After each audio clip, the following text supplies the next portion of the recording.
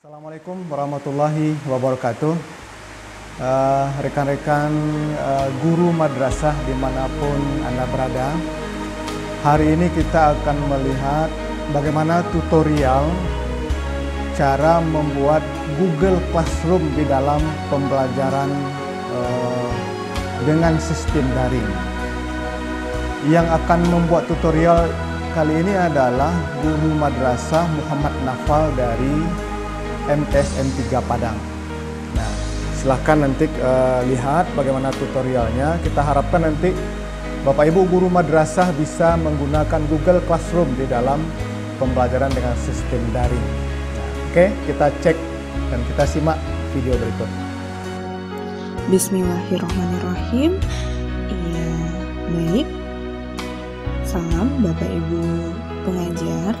Kali ini kita akan belajar bersama-sama untuk tutorial penggunaan Classroom dalam metode belajar jarak jauh. Nah, kemudian langsung saja silakan buka Google Chrome-nya atau browsernya dengan cara klik 2 kali. Kemudian akan terbuka. Nah, Bapak Ibu kemudian di kolom pencarian silakan ketik yang namanya Classroom Google. Kemudian Bapak Ibu akan diarahkan ke menu pilihan Google Classroom. Nah, tinggal diklik ya 1 kali. Nah, sampai akhirnya kita masuk ke Google Classroom-nya. Nah, kalau di kesempatan kali ini saya sudah sign in, saya sudah gabung ke Google Classroom dengan mengetikkan akun email sekolah. Oke. Nah, di sini karena saya sudah menggunakan Google Classroom ini sejak tahun ajaran kemarin, maka saya sudah memiliki kelas-kelas untuk setiap mata pelajaran yang saya ampuni. Nah, selanjutnya kita akan mulai membuat kelas baru. Jadi Bapak Ibu bisa klik di pojok kanan atas ada tanda plus, ada tanda tambah, kemudian buat kelas. Nama kelasnya, oke. Ini ada 4 bagian yang harus diisi dan yang perlu diisi, yang wajib diisi itu hanya yang pertama, nama kelasnya saja. Kalau Bapak Ibu mau mengosongkan kelas yang lain, silahkan. Misalkan di sini nama kelasnya adalah 11 kelas 11 ya. Saya kasih kode di sini uji coba ya.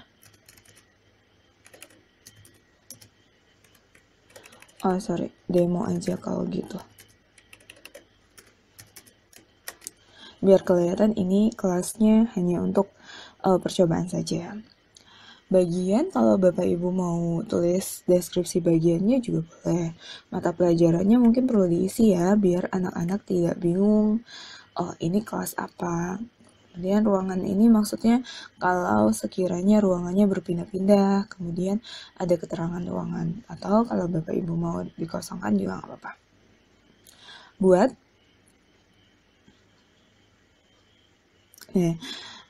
Jadi metode Google Classroom ini sama sih seperti kelas yang kita ajarkan di sekolah gitu ya.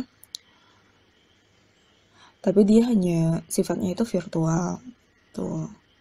Nah, di sini sudah ada keterangan kelas, kemudian ini adalah kode yang bisa Bapak Ibu berikan ke anak-anak untuk bergabung. Jadi tadi di halaman pertama Google Classroom-nya kan ada gabung tuh. Kita balik lagi ya. Nah, ini kan kalau kita ketik tanda plus ini kan ada yang gabung ke kelas atau buat kelas. Nah, kalau kita ingin bergabung ke kelas, kita harus masukkan kode kelas yang tadi, kode kelas. Makanya Bapak Ibu pengajar harus memberikan kode kelas tersebut ke para siswanya biar nanti siswa-siswinya bisa gabung. Di sini ya, untuk melihat kode kelas di sini ya Bapak Ibu bisa diklik tanda square itu. tanda kotak. Nah, ini adalah untuk kode kelas. XMLIEEDA.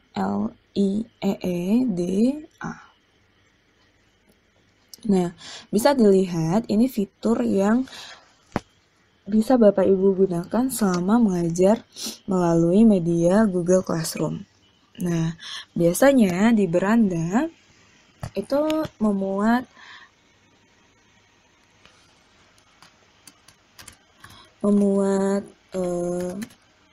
kabar-kabar terbaru mengenai kelas.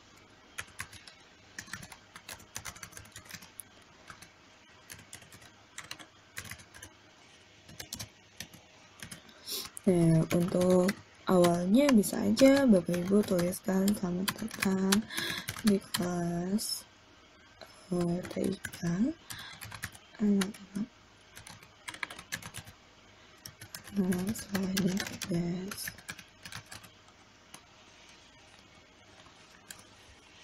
Nah,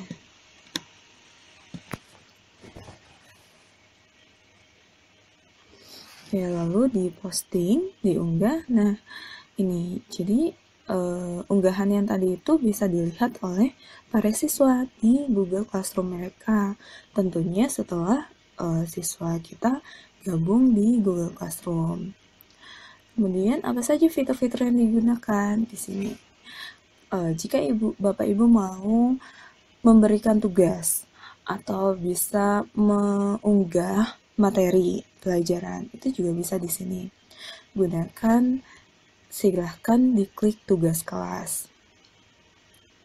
Nih, apa yang bisa dilakukan? Bisa buat tugas dan pertanyaan, kemudian gunakan topik untuk mengatur tugas kelas ke dalam modul atau unit. Urutkan tugas kelas seperti yang ingin Anda perlihatkan pada siswa. Coba ya, kita mau buat tugas. Nah, tugasnya itu ada 4 bentuk ya. Ada 5 pilihan, tugas kuis, tugas pertanyaan, dan materi. Tugas. Coba kita klik tugasnya. Judulnya tugas bisa diketik semacam perkenalan diri. Deskripsikan. Nah, di petunjuk ini Bapak Ibu bisa jabarkan instruksi dari tugas tersebut. Silakan tulis perkenalan diri Anda.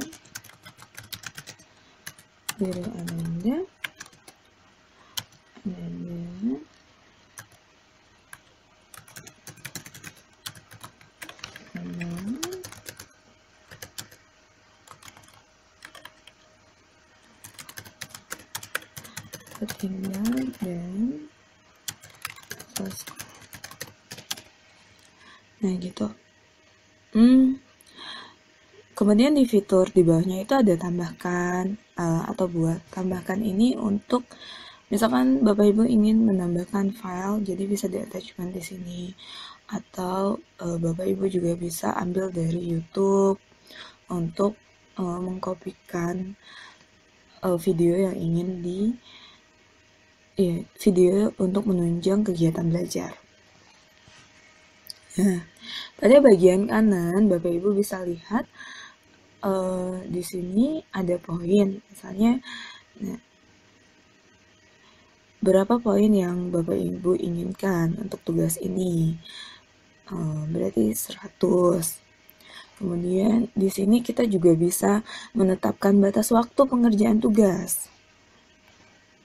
Misalkan kita tetapkan nanti paling lambat itu tugasnya dikerjakan hari Senin gitu. Waktunya bisa ditulis, bisa enggak.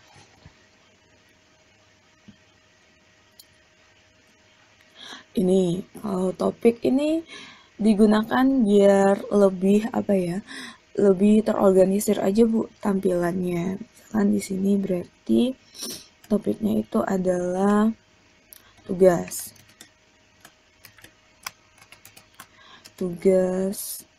individu.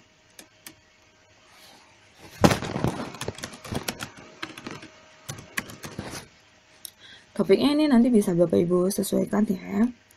Kalau untuk rubrik, nah ini fitur yang lumayan baru ya buat rubrik. Untuk pertama kali mungkin Bapak Ibu bisa buat rubriknya sendiri gitu ya. Nih. Nah, juga kriteria. Misalnya kita kriterianya apa ya? Oke. Penggunaan EYD dan bahasa Indonesia. Oke. Siswa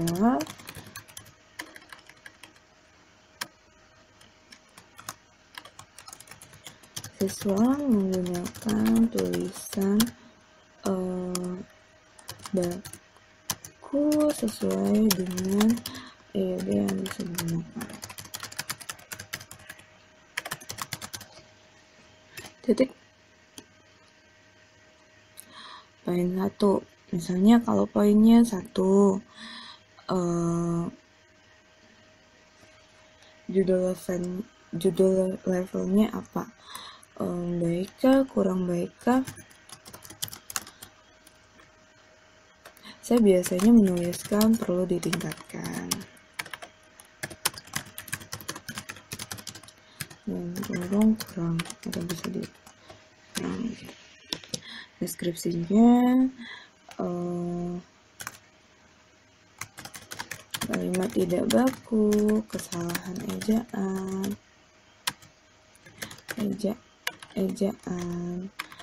atau typo, kalimat tidak baku, kesalahan ejaan, typo sini.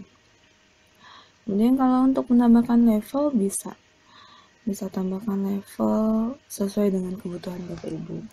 Poin 2,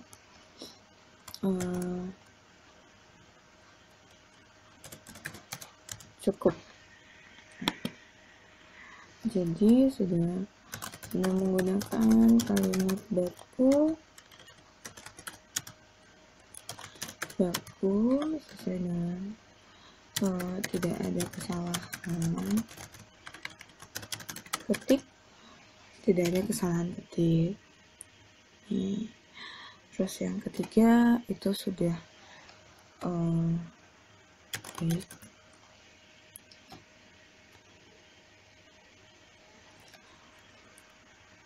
Oke, nanti ditambahkan juga deskripsinya.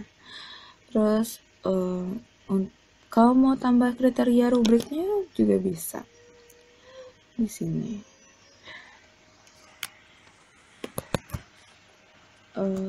Misalnya kita juga bisa penguasaan teknologi.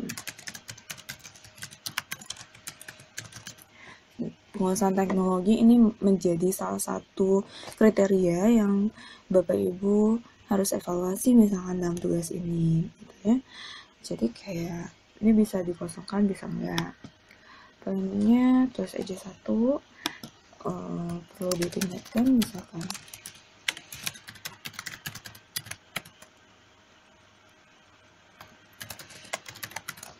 Kemudian 2 sudah cukup.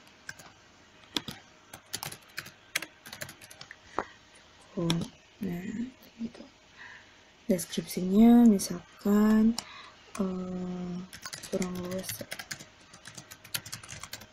kurang luas dalam menggunakan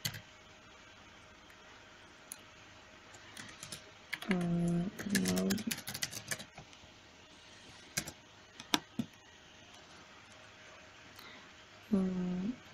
Sudah memahami tata cara penggunaan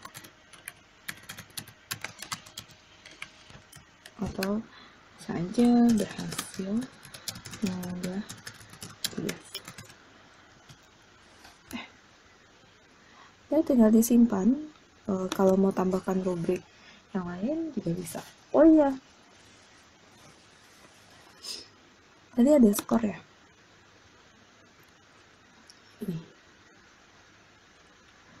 Jadi skor ini bisa Bapak Ibu ini kan ya.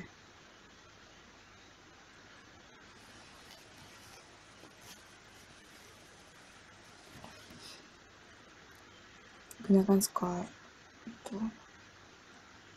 Berarti skornya itu maksimalnya 5. Oke, ini sudah tersimpan. Nah, jadi tugaskan. Di fitur tugaskan ini sebenarnya kalau diklik tanda panahnya itu Bapak Ibu bisa memilih tugaskan, itu berarti tugas ini akan diposting saat ini juga. Atau bisa juga dijadwalkan. Dijadwalkan itu misalkan ini tugasnya masih untuk besok sih gitu kan. Ya udah tinggal diklik aja, terus maunya diposting jam berapa? Jam 8. Tuh. Bisa dijadwalkan.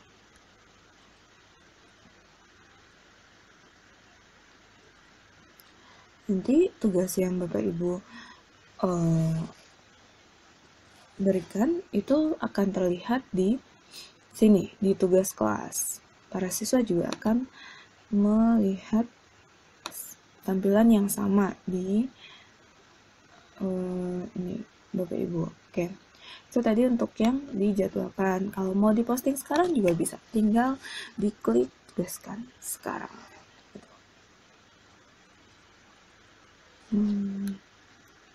Nah, kemudian yang kedua, misalkan Bapak Ibu ingin membuat materi. Oke, jadi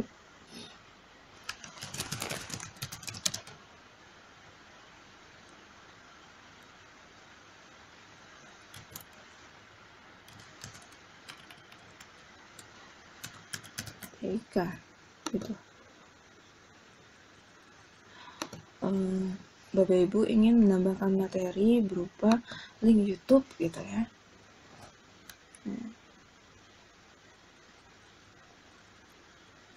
Bisa dicari langsung gitu sekarang kan.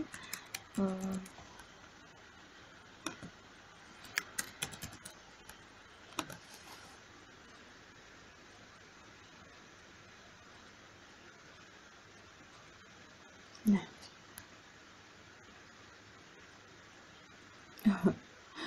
TikTok semua ya.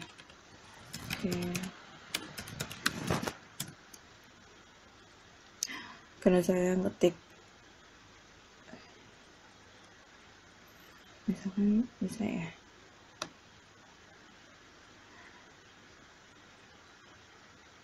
Nah ini, pilih saja misalkan link yang sesuai dengan topik ya, pembahasan Bapak Ibu. Nah di sini kayak bikin topik nih. Buat topiknya misalkan ini posting. Nah di sini. Jadi semua topik itu ada di sebelah kiri, materi, tugas individu. Kemudian nanti akan bisa dilihat.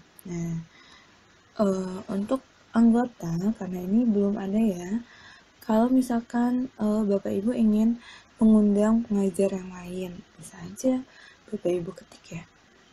Ketik nama atau email. Coba ya. Nah, itu. Nama untuk mengundang pengajar yang lain. Terus kiranya Bapak Ibu punya tim ya. Tim yang bekerja dalam mengampu satu mata pelajaran yang sama. Kalau untuk siswa juga bisa. Misalkan ada siswa yang bilang, Ibu saya belum bergabung di Classroom. Oke, ya udah kamu emailnya apa? Tinggal Ibu ketik di sini ya. Jadi nanti akan muncul gitu. Misalkan, oke, Bapak ini belum masuk gitu. Ya udah diundang aja. Jadi cara gabungnya ada dua ya Bapak Ibu ya. Si siswanya yang masuk sendiri dengan menggunakan kode kelas, atau Bapak Ibunya yang bisa undang siswanya untuk bergabung. Nah, di sini akan ada tampilan nilai dan dia akan terorganisasi ya nilainya. Kebetulan karena ini kelas baru, jadi nggak terlalu banyak tuh nilainya. Nah ini, oke. fitur yang kecil ini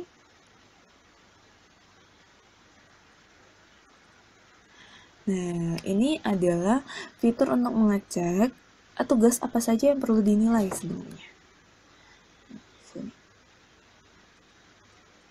Kalau sudah diperiksa, silakan diperiksa. Kalau nanti siswa-siswa itu akan menyerahkan tugas ya Bapak Ibu. Coba saya cek di Classroom yang sudah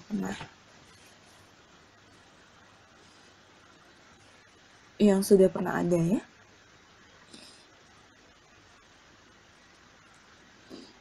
Oke, agak sedikit lemot ya. Kita tunggu dulu. Ya agak sedikit sih. Ini emang lemot.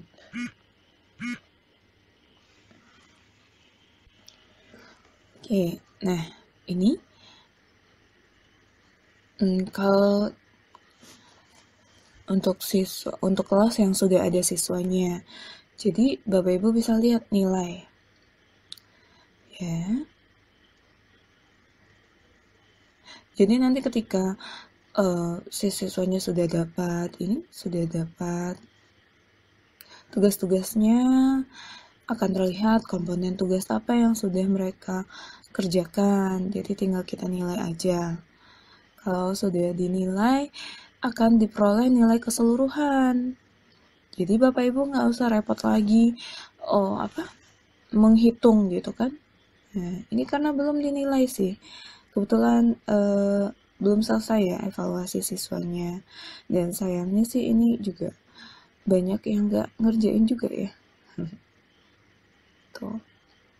Coba saya cek yang udah ada nilainya ya. Kelas mana ya kira-kira.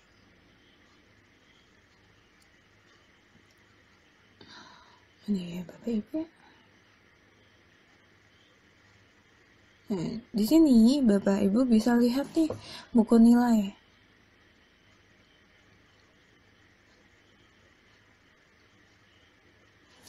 Ping. Nah, buku nilai. Ya, itu buku nilainya ya. Nah, ini nama-nama siswa. Kebetulan siswa di sini itu menggunakan email bapaknya, email ibunya, sehingga namanya mungkin nggak sama daftar hadir ya. Tuh. Oke. Nah ini udah dapat nih nilai keseluruhannya. Gitu. Mungkin ada pertanyaan gimana cara itu komponen nilainya gimana cara men-settingnya. Nah, di sini ketika Bapak Ibu buka kelasnya, saya balik ke kelas demo saja ya. Nah, di sini Bapak bisa lihat ada seperti apa ini ya, tools ya atau baut apa gitu ya. Nah, ini berarti settingan untuk mengubah setting kelasnya. Nah, di sini kan tadi kan ini detail kelasnya. Umum. Nih, ini Bapak Ibu bisa memilih ya. Misalkan saya biasanya untuk di awal saya hanya pengajar yang dapat memposting atau berkomentar, atau siswa hanya dapat memberi komentar. Biasanya saya akan mengaktifkan ini fitur ini biar berandanya atau lini masa di Google Classroom-nya itu nggak rame. Nggak rame itu maksudnya seringkali siswa itu antusias terus dia posting gitu di beranda seakan-akan ini laman Facebook atau laman media sosial milik dia gitu. Tampilan item yang dihapus. Nah, Google Classroom ini udah support untuk video conference ya Bapak Ibu. Jadi kalau Bapak Ibu mau video conference bisa melalui Google Meet. Nah ini penghitungan nilai. Jadi bisa dipilih bobot berdasarkan nilai, berdasarkan kategori, atau poin total gitu. Biasanya kita menggunakan bobot berdasarkan kategori ya. Ini bisa ditampilkan kepada siswanya. Jadi siswanya kalau ini diketik, siswanya bisa tahu, oh saya dapat nilai segini ya, gitu. Nah, ini kalau kategori nilai itu harus bulat 100%. Katakanlah kita biasanya nilainya ulangan.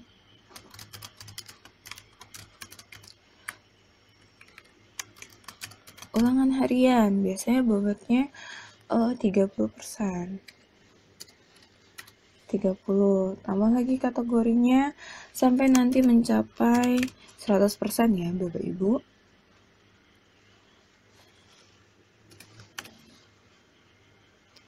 Ini 30 juga UTS, UAS. UAS ini 40.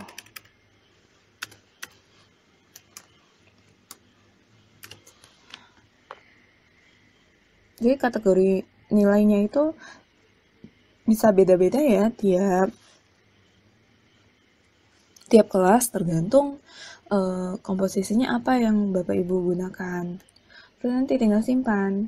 Nah, kalau sudah dituliskan kategori nilai yang bobot nilainya berdasarkan kategori, nanti si buku nilainya itu akan otomatis menghitung sendiri gitu berapa nilai yang siswa dapatkan berdasarkan tugas-tugas yang telah ia kerjakan. Oke, baik. Mungkin ini cukup di sini dulu.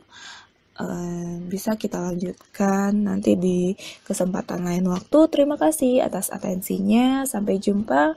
Wassalamualaikum warahmatullahi wabarakatuh. Oke, Bapak Ibu semua, sudah kita lihat bagaimana teknis pembuatan Google Classroom di dalam pembelajaran dengan sistem daring. Nah, silahkan praktekkan cara membuat Google Classroom ini, sehingga nanti pembelajaran di era new normal, kita sudah menggunakan Google Classroom dalam sistem daring. Nah, jadi sistem daring itu sudah masanya madrasah menggunakan sistem daring. Nah, sehingga siswa belajar dengan terkendali, terukur, dan penilaian bisa dilakukan dengan baik dan benar. Nah, silakan selamat mencoba. Semoga madrasah menjadi madrasah hebat bermartabat. Assalamualaikum warahmatullahi wabarakatuh.